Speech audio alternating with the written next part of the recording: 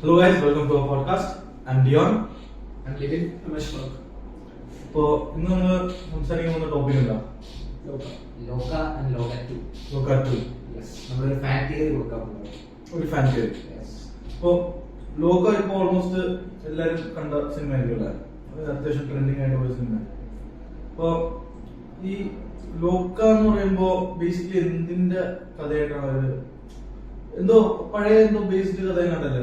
ലോക ഞാൻ കണ്ടതിൽ വെച്ചിട്ട് ഇപ്പൊ അവര് ഷൂട്ട് ചെയ്തേക്കുന്നതും കൊടുത്തേക്കുന്ന കഥയും ഓൾറെഡി നമ്മളുടെ കേരള നമ്മുടെ ഒരു പഴയ ഒരു മിത്തിക്കൽ സ്റ്റോറിയാണ്. ഒരു കളിയങ്കാട്ട് നീലി, ചാത്തന്മാര്, ഒടിയന്, മാടൻ, മറുത എന്നൊക്കെ പറഞ്ഞു കഴിഞ്ഞാൽ നമ്മള് ചെറുപ്പം തൊട്ടേ നമ്മുടെ അപ്പന്മാര് അമ്മൂമ്മമാരൊക്കെ ചെറുപ്പത്തിലെ കഥകളൊക്കെ പറയുമ്പോൾ ഒരു കുറെ എലമെന്റ്സിനെ ബേസ് ചെയ്താണ് ഇപ്പൊ അവര് ചെയ്തേക്കുന്നത്. അതില് ഒരു എന്താ പറയാ ഇപ്പോഴത്തെ ജനറേഷന് അക്സെപ്റ്റബിൾ ആയിട്ടുള്ള ഒരു വേർഷനിലാണ് അവർ ഇത് ഷൂട്ട് ചെയ്തേക്കുന്നത്. എനിക്കങ്ങനെ തോന്നിയിട്ടുള്ളത്. എനിക്കങ്ങനെ തോന്നുന്നു. എങ്ങനെ ഇഷ്ടപ്പെട്ടോ? അതോ ഇഷ്ടപ്പെട്ടു. ഇപ്പൊ ഈ പറഞ്ഞ പോലെ അതൊരു പഴയ ഒരു കെട്ടുകഥകളില്ലേ, അത് കുറച്ചുകൂടി മോഡേൺ ആയിട്ട് നമ്മുടെ ഇപ്പൊ എല്ലാവരും മനസ്സിലാവുന്ന രീതിയിലാണ് അവര് കല്യാണ രീതി എന്നൊക്കെ പറയുമ്പോൾ നമ്മൾ വണ്ടിയിലോട്ട് വരുന്നത് മറ്റേ സാരി വെള്ള സാരി കൊടുത്ത് ഒരു കോൺസെപ്റ്റ് ആയിരുന്നു. ഇങ്ങനെയൊക്കെ ആരെങ്കിലും ഭയങ്കര മോഡേൺ ആയിട്ട് ഒരു ആനിമെ ബേസ്ഡ് ആയിട്ടാണ് ഹോളിവുഡിലൊക്കെ കണ്ടിട്ടുള്ള പല സിനിമകളുടെ അതിനെ ബേസ് ചെയ്തിട്ട് അങ്ങനെ ഒരു ടച്ച് കൊടുത്തിട്ടുണ്ട് ഈ സിനിമയ്ക്ക്. ഇപ്പൊ ഈ ലോക സിനിമയിലാണെങ്കിലും ഇതിന്റെ സ്റ്റാർട്ടിങ് തന്നെ ഒരു ആനിമേറ്റഡ് സീൻ കാണിക്കുന്നത്, ഒരു ഓപ്പൺ ക്രെഡിറ്റ് സീൻ. അത് സത്യം പറഞ്ഞാൽ ആരും ശ്രദ്ധിച്ചിങ്ങനെ പോകുന്ന ശ്രദ്ധിക്കേണ്ട ഒരു സാധനമാണ്. ഡയറക്ടർ തന്നെ അതിനകത്ത് ഒരു ഇന്റർവ്യൂല് പറയുന്നുണ്ട്, ഒരു സ്റ്റോറിയുടെ മെയിൻ വില്ലൻ അതിന്റെ ഒരു പ്ലോട്ട് മൊത്തത്തിൽ ആ ആനിമേഷനകത്ത് കൊടുത്തിട്ടുണ്ട്. പക്ഷെ നമുക്ക് പെട്ടെന്ന് കാണുമ്പോൾ നമ്മൾ ശ്രദ്ധിക്കില്ല. ഒരു ആനിമേഷൻ സ്പീഡിലേക്ക് പോകുന്നുണ്ട്, അതിന്റെ പിന്നെ സിനിമയിലോട്ട് കറക്റ്റാണ്. പക്ഷെ ആ ഒരു ആനിമേഷനിൽ അവർ കൊടുത്തിട്ടുള്ളത് അതിന്റെ മിക്കവരും കാണിച്ചിട്ടുണ്ടല്ലോ. അതെ, മാസ്റ്ററാണ് കാണിക്കുന്നത്. അതിനകത്ത് മെയിൻ വില്ലൻ ആരാണ് കാണിക്കുന്നുണ്ട്. മെയിൻ വില്ലൻ ആരാ? പെണ്ണല്ലേ? അത് മെയിൻ വില്ലൻ. ഒരു സെലസ്റ്റിയൽ ബോഡി അങ്ങനെയാണ് അതിനകത്ത് പോർട്രേറ്റ് ചെയ്തേക്കുന്നത്. ബേസിക്കലി ഒരു അവഞ്ചേഴ്സ് ടച്ച് ഒക്കെ ആയിരുന്നു. അവഞ്ചേഴ്സിൽ ഇപ്പോ മറ്റേ പുറത്ത് എനിമീസ് ഒക്കെ വരുന്ന പോലെ യൂണിവേഴ്സിറ്റി നടക്കുന്ന ആൾക്കാരാണ് ഇങ്ങനെ വന്ന് ഇറങ്ങുന്നു. അതൊക്കെ മലയാള സിനിമ നമ്മളിപ്പോ എങ്ങനെ ഉണ്ടായിരുന്നു? നമ്മളിതുവരെ കണ്ടിട്ടില്ല. നമ്മളിപ്പം നിലവില് നമ്മുടെ സൂപ്പർ ഹീറോസ് സിനിമകൾ എന്ന് പറയുന്ന മലയാളത്തിൽ വന്നിട്ടുള്ളത് നമുക്ക് പെട്ടെന്ന് ഭയങ്കര മിന്നൽ മുരളി. പക്ഷെ അത് ഭയങ്കരമായിട്ട് റൂട്ടഡ് ആയിട്ടുള്ള സാധനമാണ് നമ്മളുടെ കൾച്ചർ ബേസിക് ആണ്. പിന്നെ വേറെ കാര്യം എന്ന് പറഞ്ഞു കഴിഞ്ഞാൽ അത് നമ്മൾ ഓൾറെഡി കണ്ടിട്ടുള്ള സൂപ്പർ ഹീറോ മൂവീസിന്റെ കുറെ എലമെന്റ്സ് ഉണ്ട്. മിന്നലടിക്കുന്നു, അതുവഴി ശക്തി ഇതെന്ന് പറയുമ്പോൾ വേറൊരു രീതിയിലാണ് നമ്മളുടെ ഓൾറെഡി നമ്മളുടെ എക്സിസ്റ്റന്റ് ആയിട്ടുള്ള കുറച്ച് സ്റ്റോറീസിനെ അവര് കുറച്ചുകൂടെ മോഡേൺ വേർഷൻ ആക്കി. നമ്മൾ ഒരിക്കലും ചിന്തിക്കുന്നില്ല ഇത് ഇതാണെങ്കിൽ യൂഫ് എന്നൊക്കെ വന്ന് ഇറങ്ങുന്ന ആനിമേറ്റഡ് സീനിലാണെങ്കിലും ബേസിക്കലി പക്ക ഒരു ഹോളിവുഡ് ടച്ചാണ് ഈ സിനിമയിൽ മോളിവുഡിൽ അവർ കൊടുത്തേക്കുന്നത്. നമ്മൾ ഒരിക്കലും എക്സ്പെക്ട് ചെയ്യാത്ത ഒരു സാധനം. പിന്നെ എനിക്ക് ചോദിക്കാനുള്ളത് നസ്ലിനില്ലേ, നസ്ലിന്റെ ശരിക്കുള്ള നസ്ലിന് ശരിക്കും പവർ ഉണ്ടോ അതോ നസ്ലിൻ നോർമൽ ഒരു ഹ്യൂമൻ ബീങ് ആണോ? അത് ഭയങ്കര ഡൗട്ട് ആയിട്ടിരിക്കും. കാരണം മറ്റേ ആനിമേഷൻ ആണെങ്കിലും അവനൊരു വുൾഫിന്റെ രീതിയിലൊക്കെയാണ് അങ്ങനെ തിയറി ഇറക്കിയിട്ടുണ്ട്. രണ്ട് ക്യാരക്ടറായിട്ട് കാണിച്ചായിരുന്നു. അതൊരു വാറിലൊക്കെ നടക്കുന്ന അത് രണ്ട് ക്യാരക്ടറായിട്ട് കാണിച്ചത്.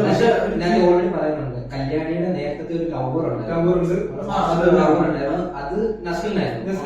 വേറൊരു ക്യാരക്ടറോട് നസ്ലിനായിട്ട് കാണിക്കുന്നത് അതല്ല നോട്ടം വരുമ്പോ അവളെ ഇങ്ങനെ കുറച്ച് സ്റ്റക്ക് ആയിരിക്കും ആ സിനിമയില്.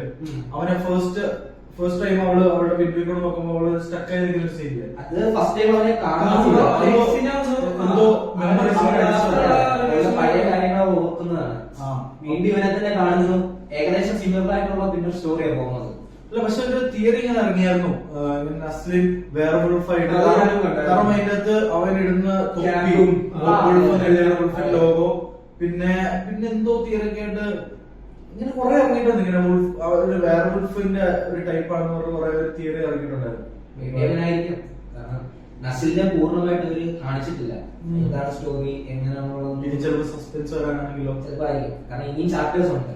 അവർ ഓൾറെഡി സ്റ്റോറി ചെയ്ത് വെച്ചേക്കാണ്. അതില് ഇനി ചിലപ്പോ അടുത്ത ചാപ്റ്റേഴ്സിലൊക്കെ ചിലപ്പോ കാണിക്കാൻ സാധ്യത ഉണ്ട്. അടുത്ത സിനിമയിൽ നസ്ലിൻ ഉണ്ടാവാൻ സാധ്യതയുണ്ടോ? ഇല്ല, അത് കംപ്ലീറ്റ്ലി ചാത്തന്മാരുടെ സ്റ്റോറി ആയിരിക്കാനാണ് സാധ്യത. ഫുൾ ചാത്തന്മാരായിരിക്കും. അപ്പൊ അവിടെ ഇവിടെ ആയിട്ട് എലമെന്റ്സ് ആയിട്ട് പോയിട്ടുണ്ടാവും. കാരണം ചിലപ്പോൾ ഇവിടുന്ന് സ്റ്റാർട്ട് പോകുന്നത്. ഇവിടുന്ന് സ്റ്റാർട്ട്. അതെ. അപ്പൊ ഇത് ചാത്തന്റെ ഇപ്പോഴത്തെ ഇതാണ് കാണിക്കാൻ പോകുന്നതോ പാസ്റ്റ് ആയിരിക്കും കാണിക്കാൻ പോകുന്നത്? രണ്ടും വരും. പ്രസന്റ് ആണെങ്കിൽ അതിന്റെ അകത്ത് നീലി വരും. നീലി വരില്ല. ഇപ്പൊ പ്രസന്റില് നീലി കാണിച്ച് പോവുകയോ കംപ്ലീറ്റ്ലി കാണില്ല. ഇപ്പം ടോബിനോയുടെ ക്യാരക്ടറാണ് ചാത്തനായിട്ട് വരുന്നത്. അപ്പൊ ടോബിന് ഇപ്പൊ നിലവിലുള്ളത് നീലിയുടെ അടുത്തായിരുന്നു. കാരണം പക്ഷെ ഇത് ലാസ്റ്റ് ആവുമ്പോൾ അവൻ പോകുന്നുണ്ട്. ചാർലിയോടെ പോവാന്ന് പറഞ്ഞിട്ട് പോകുന്നുണ്ട്. അപ്പം അതിന്റെ അതുപോലെ ഈ സിനിമയുടെ പോസ്റ്റ് ക്രെഡിറ്റ് സീനിൽ കാണിക്കുന്നുണ്ട് ഇവന്റെ തന്നെ ഏകദേശം ഒരു സിബ്ലിംഗ്. അതിലൊരു സിബ്ലിംഗ്. അത് ഇപ്പം അതാണ് ഇപ്പൊ ടീച്ചറിൽ കാണിച്ചത്. ഒരു ചേട്ടനെ കണ്ട് ഭയങ്കര വൈലന്റ് പറയുന്നുണ്ട്. അപ്പം ഈ കാഴ്ചക്കുന്ന ആ ചാത്തൻ ഭയങ്കര വൈലന്റ് ആയിട്ടുള്ള ചാത്തനാണ്. അയാൾ ഓൾറെഡി ഇപ്പം എവിടോ എന്താ പറയാ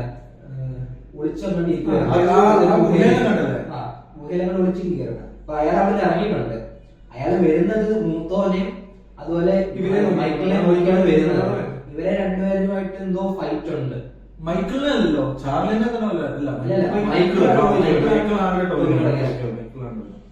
ഈ ചാത്തനെ മൂത്തോനെയാണ് അവന് ഫോക്കസ് ചെയ്തേക്കുന്നത്. അവനായിട്ട് എന്തോ ഒരു ക്ലാഷ് ഉണ്ട്. അപ്പൊ അത് ചിലപ്പോ കാണിക്കുമായിരിക്കും എന്തുകൊണ്ടായിരിക്കും അല്ലെ? അതെ, സിനിമയില്. അതെ, ചിലപ്പോ മൂത്തോനെ റിവീൽ ചെയ്യുന്ന ചിലപ്പോ അടുത്ത സിനിമയിലായിരിക്കാം. സിനിമയിൽ മൂത്തോനെ റിവീൽ ചെയ്യാൻ ചാൻസ് ഉണ്ടോ? പറയുന്നുണ്ടായിരുന്നു മേ ബി അടുത്ത 2 സിനിമകളിൽ ചിലപ്പോ മൂത്തോനെ ഇൻട്രൊഡ്യൂസ് ചെയ്യാം. ദുൽഖറല്ല, ഇതിന്റെ റൈറ്റർ കോറൈറ്റർ ആയിട്ടുള്ള ശാന്തി ബാലകൃഷ്ണൻ. ഓ, പെണ്ണല്ലേ? അവര് പറയുന്നുണ്ട് ചിലപ്പം 3ാമത്തെ സിനിമയിലായിട്ടൊക്കെ മൂത്തോനെ റിവീൽ ചെയ്യാൻ സാധ്യതയുണ്ട്. എല്ലാരും റിവീൽ ചെയ്യാൻ സാധ്യതയുണ്ടെന്ന് പറയുന്നുണ്ട്.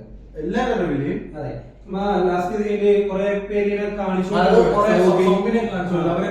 ചിലപ്പോ മാടൻ മറുതയൊക്കെ ആയിരിക്കും സൗബിനൊക്കെ.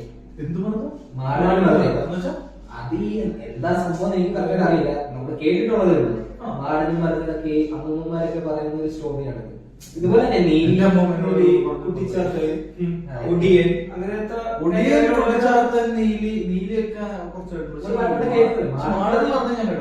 ഞാൻ കേട്ടിട്ടുണ്ട്. പക്ഷെ എന്താ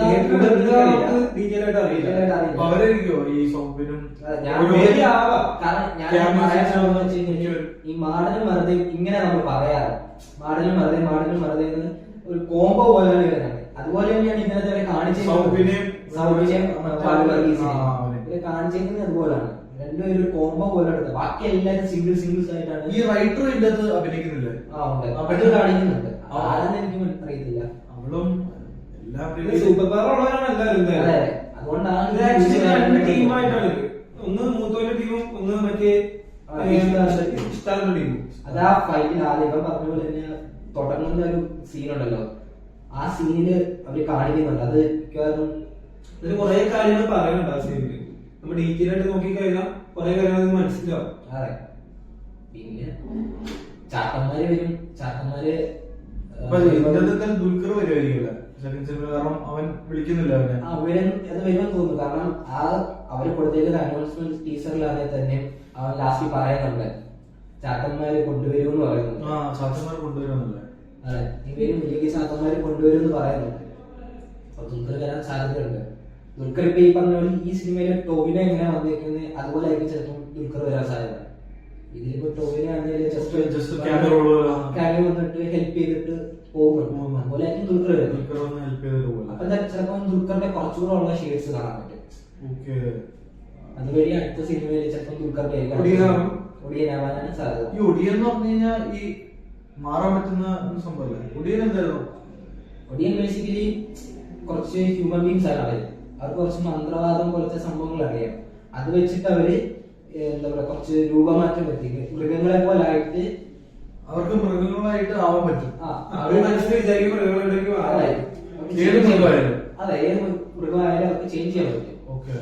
അതിനെന്തൊക്കെയോ മന്ത്രവാദം പോലത്തെ എന്തൊക്കെയോ പരിപാടികൾ അവർ ചെയ്യും. ഇതിൽ ചിലപ്പോൾ വേറെ ഡിഫറെന്റ് ആയിട്ടുള്ള ഒരു ഒടിയനെ ആയിരിക്കും അവർ കാണിക്കാൻ പോകുന്നത്. കാരണം ഇത് മൊത്തത്തിൽ അവർ ഡിഫറെന്റ് ആയിട്ടാണ് കാണിച്ചേക്കുന്നത്. ഇപ്പൊ നീലിനെ ആണെങ്കിലും നമ്മൾ കേട്ടിട്ടുള്ള നീലിന്ന് വെച്ചാൽ മരിക്കുന്നു, മരിച്ചതിന് ശേഷം പ്രേതമായിട്ട് വരുന്നു യക്ഷി അതൊരു. പക്ഷെ ഇതിനകത്ത് ഒരു വാമ്പയറിനെ ഒരു vampire ഒക്കെ അവർ കാണിച്ചിരുന്നത്. അതിനകത്ത് വൈറസിലൂടെ ഇതാക്കിയെന്നാ പറയുന്നത്. അതെ, വൈറസ് നമ്മള് നോർമലി കേട്ടിട്ടുള്ള നീതി എന്ന് പറഞ്ഞു കഴിഞ്ഞാല് ഒരാളെ കൊല്ലുന്നു, കൊന്നതിന് ശേഷം റിവെഞ്ച് എടുക്കാൻ വരുന്ന ഒരു യക്ഷി. ഈ നീലിനെ നമ്മള് പണ്ട് കേട്ട കഥകളാണ് നീലിനെ കൊന്ന് കത്തനാലല്ലേ കത്തനാല് തളയ്ക്കുന്നതായി കത്തനാൽ തളയ്ക്കുന്നത്. പക്ഷെ അതിന്റെ കൊന്നായിട്ട് പറയുന്നില്ല. ഇതിന്റെ അവര് അത് ട്വിസ്റ്റ് ചെയ്തിട്ട് കൊന്നതുപോലെ കാണിച്ചിട്ട് അവരിങ്ങനെ മാറ്റി കൊണ്ടുപോകുന്നില്ല അവരെ. പണ്ട് നീതി എന്ന് പറഞ്ഞു കഴിഞ്ഞാല് എന്താ പറയാ, നമ്മള് കേട്ടിട്ടുള്ള നീതി എന്ന് വെച്ച് കഴിഞ്ഞാല് അവളെ ആരോ കൊല്ലുന്നു, മറ്റേ ബലാത്സംഗം ചെയ്ത് അങ്ങനത്തെ രീതിയിൽ കൊല്ലുന്നു. കൊല്ലുന്നതിന് ശേഷം ഇവൾ അവർക്കെതിരെ റിവെഞ്ച് എടുക്കാൻ വേണ്ടി പ്രയത്നമായിട്ട് വരുന്നു, ഒരു കോസ്റ്റ് ആയിട്ട് തിരിച്ചു വരുവാണ് റിവെഞ്ച് എടുക്കാൻ വേണ്ടി. പക്ഷെ ഇതിനകത്ത് നീതി എന്ന് പറഞ്ഞു കഴിഞ്ഞാൽ ഒരു വൈറസ് ബാധിച്ചതാണ്. നമ്മള് ഇംഗ്ലീഷ് മൂവീസ്, അതായത് വാമ്പയർ ഡയറീസ് പോലത്തെ സീരീസ് ഉണ്ട്, അതിനകത്ത് എന്ന് പറഞ്ഞു കഴിഞ്ഞാല് ഒരു വൈറസ് മാതിരിയാണ്.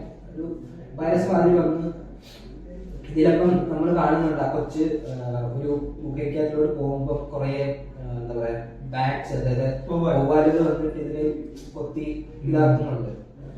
അവിടെ ഒരു പ്രതിമ കാണുന്നുണ്ടല്ലോ, ഒരു തല പോലെ. അത് ചിലപ്പോ മറ്റേ നമ്മൾ പറയുന്ന ഇഷ്ടാറിന്റെ പ്രതിമയായിരിക്കാം. ഇവർക്ക് വൈറസ് പടം. അതെ, അവിടെ നിന്നാണ് ആ വവ്വാലെല്ലാം കൊത്തി. അത് കഴിഞ്ഞിട്ട് ഇവള് തിരിച്ചു വരുന്നു. തിരിച്ചു വന്നതിന് ശേഷം ഇവള് മരിക്കുന്നുണ്ട്. ഓൾറെഡി അവള് മരണത്തിൽ നിന്നാണ് തിരിച്ചു വരുന്നത്. എന്നിട്ട് പിന്നെ മറ്റേ രാജാവ് മറ്റേ കുന്തം വെച്ച് കുത്തുന്നുണ്ട്. കുത്തിയിട്ട് അവള് മരിക്കുന്നുണ്ട്. മരിച്ചതിന് ശേഷമാണ് പിന്നെ അവർക്ക് പവർ കറക്റ്റായിട്ട് വരുന്നത്.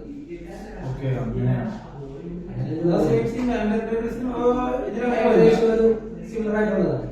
അതാണ് നമ്മളിപ്പം ഈ സിനിമ നമ്മൾ ഇതുവരെ കണ്ടിട്ടുള്ള നീതിയും അർത്ഥത്തെ പോലെ അല്ല.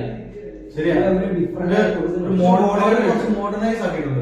നമ്മൾ കേട്ടിട്ടുള്ള ഒരു കോൺസെപ്റ്റിനെ അവര് കാരണം പഴയ കാര്യങ്ങൾ കാണാൻ വേണ്ടി ആൾക്കാർ അതായത് നമ്മളെപ്പോൾ ഓഡിയൻസിനെ അവര് അത് നല്ലോണം എക്സിക്യൂട്ട് ചെയ്തിട്ടുണ്ട്.